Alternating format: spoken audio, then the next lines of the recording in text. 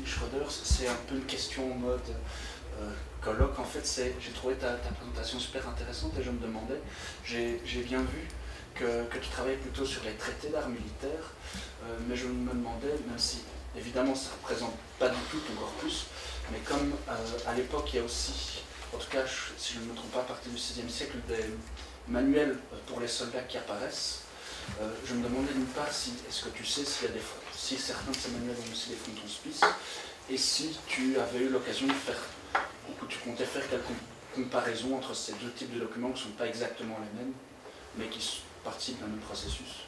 En fait, les traités pour les militaires et leur formation font partie de mon corpus. Okay. Parce qu'en fait, traité de fortification, c'est un terme très large qui englobe vraiment un grand type de traités différents. Et donc oui, les traités pour la... Mais alors évidemment, ceux qui sont... tous n'ont pas un frontispice, parce qu'il y en a qui ils sont vraiment en usage pratique, il y en a qui sont édités en très petit format pour mettre dans la poche pour partir sur les chantiers en exploration. Donc voilà, ça dépend un peu du format et du standing de l'ouvrage, mais il y a des traités, d'ailleurs c'est souvent écrit au sein même du titre pour la formation des ingénieurs, puisqu'on commence aussi à avoir de plus en plus de centres de formation. Il y en avait un important à Leyde, aux Pays-Bas notamment. Et donc, oui, ça fait partie du corpus. Moi, j'avais une question pour Nathalie. J'étais particulièrement intéressée en fait par la dimension de collaboration que tu nous as présentée, donc à la fois avec un laboratoire qui s'occupe d'une numérisation, donc une manière aussi de conserver, de renseigner cet objet que tu étudies, et le volet plutôt de médiation qui est propre du musée. Je voulais savoir si tu pouvais nous donner peut-être un exemple concret d'une question autour de laquelle toi et ces deux parties vous discutiez peut-être d'une approche de ce plan en relief et de voir un peu comment, si toi tu positionnes par rapport à ça, donc ce qui est important pour toi dans ta recherche, comment est-ce que leur point de vue à eux réoriente ta recherche, comment toi tu peux nourrir leurs propres objectifs. Notamment, il y a la question du type de numérisation. Donc, il y a plusieurs techniques qui existent. Il y a d'autres plans reliefs qui ont déjà été numérisés, et selon différentes techniques. Et les résultats sont assez variables. Donc, par exemple, si vous pouvez regarder sur YouTube, Air sur la Lys ou Saint-Omer ont été numérisés, et ce sont des très jolies numérisations, dans le sens où c'est très esthétique. Mais en réalité, ce sont des numérisations qui ont été retravaillées après par les infographistes pour corriger quelque part tous les défauts qui peuvent apparaître au moment de la numérisation, notamment comme c'est du carton, les angles ont tendance à être très mous, on va dire, ce qui est en fait, le rendu n'est pas très glorieux, et donc les infographistes ont gentiment rectifié les arêtes. Il y a d'autres détails comme ça qui ont été retravaillés pour une question purement esthétique. C'est des numérisations qui n'avaient pas d'objectif autre que de numériser un plan relief. Donc c'est un peu le problème de numérisation, pour l'instant c'est que tout le monde veut numériser, mais pas toujours avec un objectif clair. Et donc là, la question s'est posée avec le musée, comment on numérise. Et justement, le musée était plutôt intéressé d'avoir une jolie numérisation. Mais moi, ça ne m'intéresse pas du tout d'avoir une image fausse, évidemment. Parce que c'est toujours le problème, c'est qu'en faisant une numérisation, on s'éloigne quand même de l'objet. Et donc, la discussion qui a été nourrie par en discutant avec à la fois le laboratoire informatique et le musée, qui est vraiment pour le coup très compréhensif et il est vraiment derrière à soutenir la recherche. Et donc du coup l'idée a été plutôt de passer par des photographies de haute définition, parce que la photo en fait est ce qui rend le plus fidèlement possible l'objet. Ça ne résout pas le problème technique de savoir comment on va faire, mais donc ça c'est un des... Alors voilà, la conservatrice est tout à fait sensible à cette question de garder une trace qui est la plus proche possible de l'objet. D'autres du musée, plutôt le volet, on va dire, financier, plaideraient plutôt pour une jolie numérisation qui pourrait après utiliser de manière plus... Donc voilà, ça c'est une problématique, et donc voilà, c'est des négociations à faire. Et donc est-ce qu'au final, ça les intéresse d'intégrer ce souci scientifique que toi tu as d'être plus proche de l'objet, Mais là, dans la sensibilisation du public aussi. C'est ça qui est intéressant, c'est que ça mène des débats, et c'est ce que je dis, la conservatrice des plans relief est tout à fait ouverte et sensible. Et donc quand on a abordé cette problématique, c'est vrai que c'est quelque chose auquel on ne pense pas nécessairement. On a tendance à croire qu'une numérisation, c'est l'exacte réplique, alors que pas du tout. Et donc c'est un débat qui a eu lieu, et en effet l'idée a tout de suite été de, même si à un moment il y a une numérisation, il faut qu'on explique au public que la numérisation n'est pas l'objet, n'est pas une copie conforme de l'objet. Et donc c'est des choses qui ont été intégrées petit à petit dans le discours du musée, de se dire, même si on fait une numérisation 3D un jour, il faut qu'on accompagne la numérisation d'une explication auprès du public. Et l'idée de faire une campagne photo pour après avoir des objets, un outil de travail pour la recherche, mais également elle est conservatrice, donc il y a l'aspect médiation, mais elle aussi ça l'intéresse d'avoir une trace la plus proche de l'objet possible. Donc pour des raisons de conservation, de restauration, etc. C'est aussi important pour elle d'avoir ce genre d'outils. Donc c'était vraiment pour le coup intéressant d'avoir l'aspect technique. L'informaticien qui est arrivé avec cette problématique qui n'avait pas du tout été soulevée. Et du coup, de voir qu'en fait là, on avait, même s'il y avait le côté médiation qui aurait tendance plutôt à partir sur une jolie numérisation, il y a quand même ce besoin d'avoir un outil de travail pour la conservation et la recherche. Oui, je rebondis sur la question de Lise. Et concrètement, ces photos, c'est toi qui les fais? Parce que tu parlais d'une vitre, d'une pièce, d'un façon. Parce que voilà, beaucoup d'entre nous doivent approcher des objets et des conditions ne sont pas toujours évidentes pour approcher ces objets. Donc, on va savoir comment. Le gros souci, c'est ça. On en est un peu au problème, à l'aspect technique. Donc, alors, la question de la vitre et de la pénombre en soi n'est pas si problématique que ça, parce que le musée est tout à fait prêt à ouvrir les vitres et à rajouter un éclairage là-dedans. Mais c'est quand même un grand objet qui est complètement coincé dans une vitre, et donc on peut le démonter. Donc l'idée serait de le démonter pour aller après le photographier ailleurs, mais on ne va le faire qu'une fois évidemment. Donc il faut être sûr de la technique qu'on va mettre en place. Et c'est là la difficulté, c'est que le laboratoire informatique, même s'il a une certaine expertise, n'a absolument pas en fait d'expertise. Il a une expertise en termes de logiciel, de programmation, mais pas en termes de captation. Et donc c'est là qu'on essaye maintenant de trouver une solution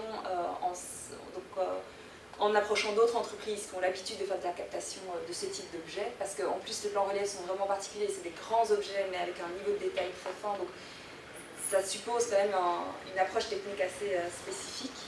Donc là on est dans cette recherche, donc a priori, non.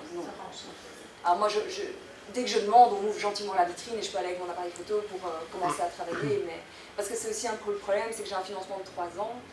L'idée c'était de faire de la numérisation pour que je puisse travailler à partir de la numérisation, mais on se rend bien compte que vu le calendrier, les difficultés, etc., la numérisation aura certainement lieu à la fin de ma thèse.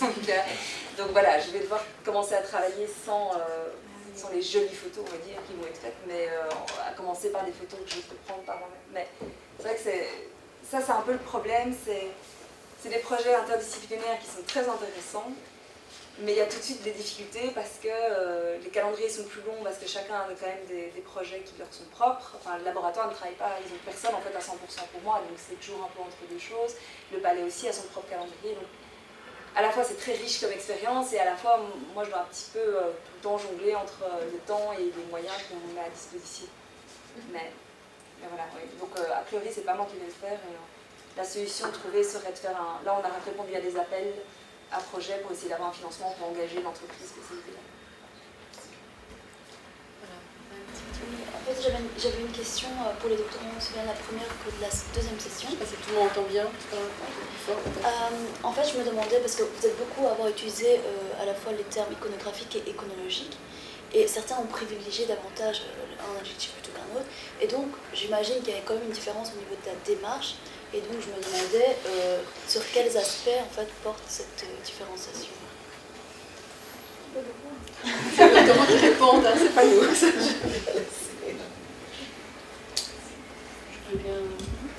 En tout cas pour ma part, il y a le volet iconographique, donc c'est vraiment l'identification des figures utilisées dans les gravures. Et puis alors les enjeux iconologiques, en fait, ça fait intervenir justement tout ce qui est les milieux artistiques, politiques et intellectuels autour de ces images, quoi. Donc ouais, après c'est quel message ça fait passer, les enjeux de production, ça c'est tout ça. Et tandis que l'iconographie, pour moi c'est vraiment juste identifier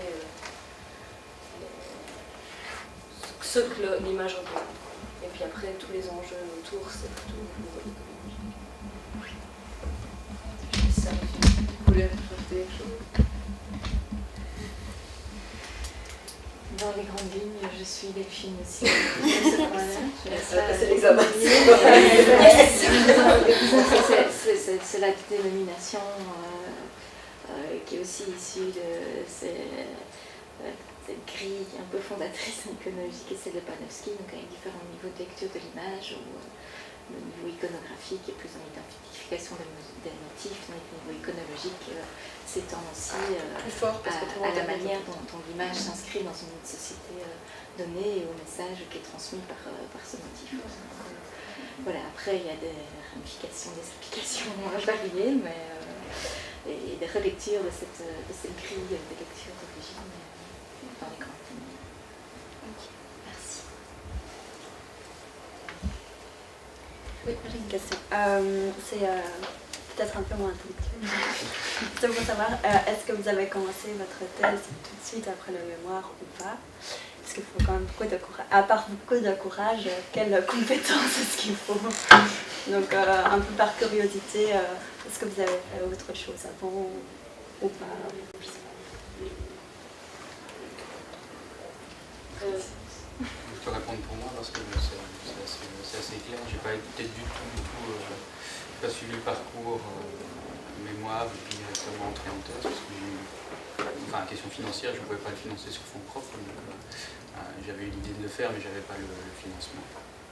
Et voilà, j'ai attendu en quelque sorte l'opportunité qui s'est présentée 5 ans je crois après que j'ai terminé pour le faire, mais j'ai travaillé dans l'archéologie entre deux. Donc pas du tout la même chose, mais je suis revenu à ce que j'avais fait, à mon projet initial ensuite, quand l'opportunité se présentait. Elle aurait pu ne jamais se présenter, mais voilà, mais ça c'était... J'étais hors financement, FNRS, FSL, etc. Pour ma part, c'est pareil.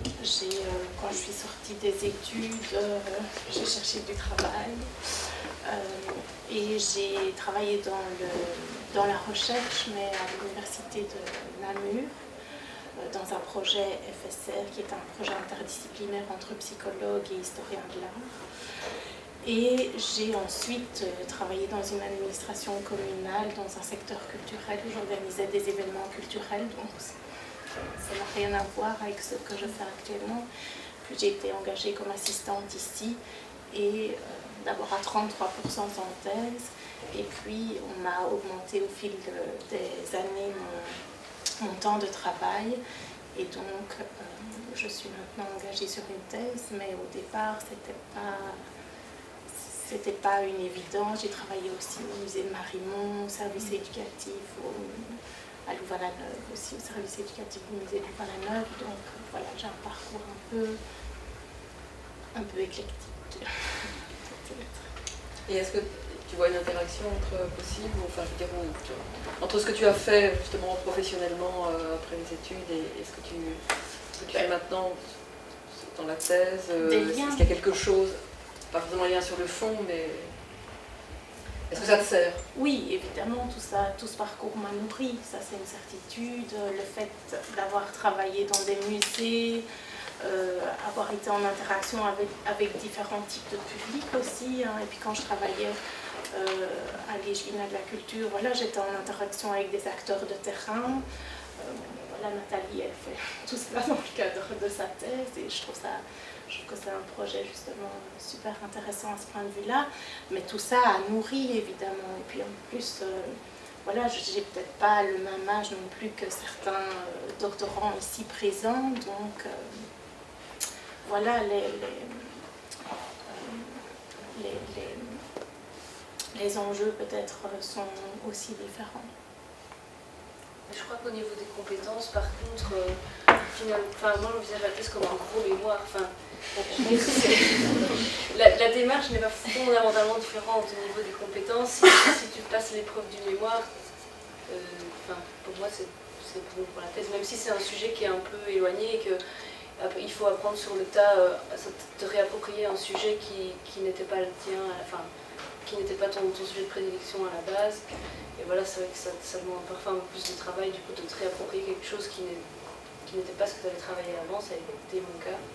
Mais après, les démarches sont les mêmes, tu fais un travail de recherche et puis de rédaction plus long terme, on est d'accord, mais fondamentalement, niveau compétences, c'est la même chose. C'est pas trop solitaire. Mais si tu es entouré d'une bonne équipe, c'est très chouette. GMK, on est bien. Mais c'est vrai que bon, ça a des côtés très... Voilà, c'est bien d'être entouré à l'extérieur pour ne pas t'enfermer trop... parce que bon, voilà, t'es dans une dynamique tout à fait différente d'un travail de bureau, pas classique. T'as des horaires qui n'en sont pas, t'as toujours ton truc en tête et tu n'en sors jamais qu'après ta défense. Mais bon, sans vouloir décourager.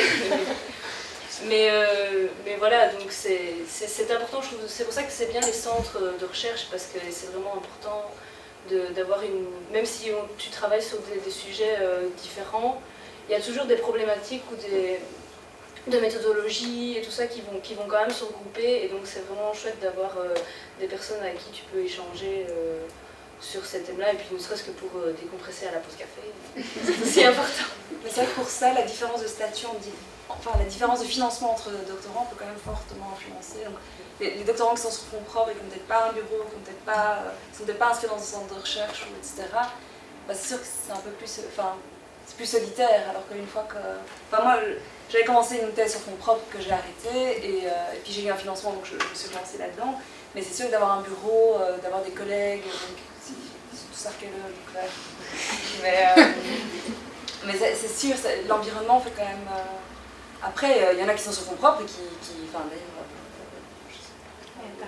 Zut, j'ai soulevé son absence, mais... Enfin, voilà. Après, il y a eu récemment une étude sur le taux d'abandon, enfin l'abandon et la persévérance dans le doctorat tout récemment. Et un des facteurs apparemment de réussite, enfin pas de réussite, mais de persévérance dans le doctorat, c'est le sentiment d'avancer et du coup l'encadrement. Donc voilà, c'est le sentiment d'être... qu'on avance dans son projet. Même si c'est un projet sur 10 ans ou sur 3 ans, apparemment c'est pas ça qui influence la motivation, c'est plus... D'où l'importance d'un institut de recherche, oui, qui peut regrouper, parce que ça je ne vous l'ai pas dit au début, mais en fait à l'intérieur de l'institut, il y a des centres de recherche, voilà, qui sont autour de thématiques différentes, de disciplines différentes, etc.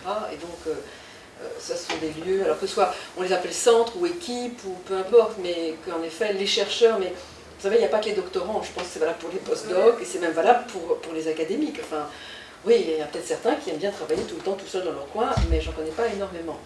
Je pense qu'à un moment donné, voilà, je veux dire, on a toujours besoin de l'interaction avec les autres, ne serait-ce que pour stimuler la réflexion, pas seulement pour donner des collaborations, hein, l'échange intellectuel, vraiment la dynamique de créativité, etc. Et donc ça, c'est pour ça que ce sont des lieux vraiment essentiels, je pense, de soutien, d'accompagnement de la recherche de façon globale. Et aussi, je dirais, important, la mixité des statuts, justement, est aussi importante. Je pense globalement pouvoir dire qu'en INCAL, par exemple, il n'y a pas trop de hiérarchie, je pense, à travers tous les centres de recherche. Et donc il y a de vraies interactions entre qu'on soit doctorant, qu'on soit postdoc, qu'on soit académique. Voilà, il y a vraiment des choses qui la pensée circule, quoi, la réflexion circule. Et donc ça compte, je crois que ça compte énormément dans l'avancée et la persévérance, qui est une de nos préoccupations, hein, lutter contre l'abandon en cours de thèse. C'est trop dommage quand même. Voilà, je vais devoir arrêter la discussion maintenant, mais on aura encore... D'abord, on va aller manger, donc vous pouvez poursuivre la discussion d'une autre manière, et puis il y aura encore une autre pause dans l'après-midi où on pourra continuer la discussion de façon plus collective.